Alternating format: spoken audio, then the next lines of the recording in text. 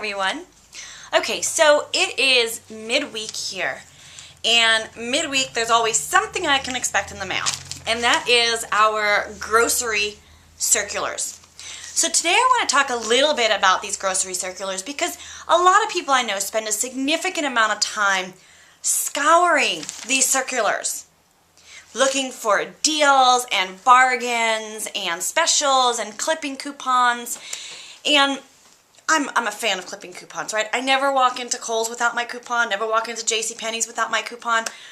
But when it comes to food and grocery shopping, I have a little bit of a different approach. So today there's a couple of things that I just like for you to consider, because what we're in the process of is an in-depth analysis into the circulars, and when the analysis comes out, I know you're going to be shocked by some of what we find. But in the meantime, just a couple of general things.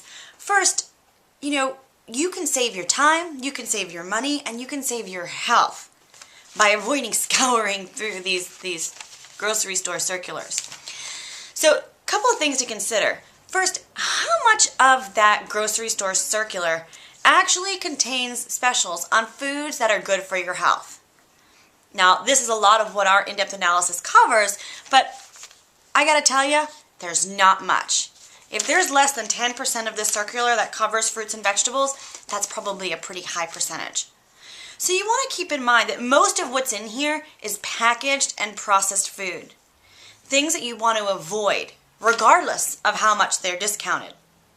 So that's first. Next thing I'd like you to consider is, a lot of people they're going to buy the things that are on sale. But let me ask you a question. If you're buying something just because it's on sale, and you don't have a plan with how to use it, and it ends up going bad, do you end up saving any money? So I invite you to consider purchasing things that you have a plan for. Allow your menu plan to dictate your purchases rather than the grocery store circulars. But that's not all. I would like you to keep in mind what is in your pantry. So a lot of times I work with clients, they'll go and they'll at some point do a pantry clean out, and they'll look in their pantry and they'll be like, oh wow, this item, these crackers or these chips or this sauce has been in my pantry for over a year. I bought it when it was on sale, I was stocking up. Okay, most of us have pantries full of stuff. I invite you, or I challenge you to go ahead and purchase just the stuff you need this week and take the rest of the stuff and use what's in your pantry.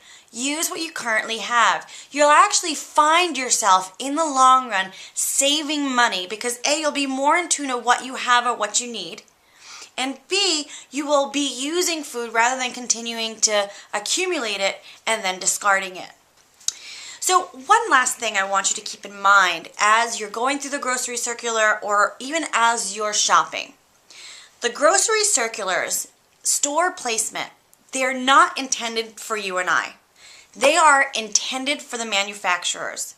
They are for purposes of marketing. So just remember that as you're going through the circulars and as you're doing the shopping, as you're looking at the beautiful displays in the stores, the person who is accountable for your health and for the health of your family is you.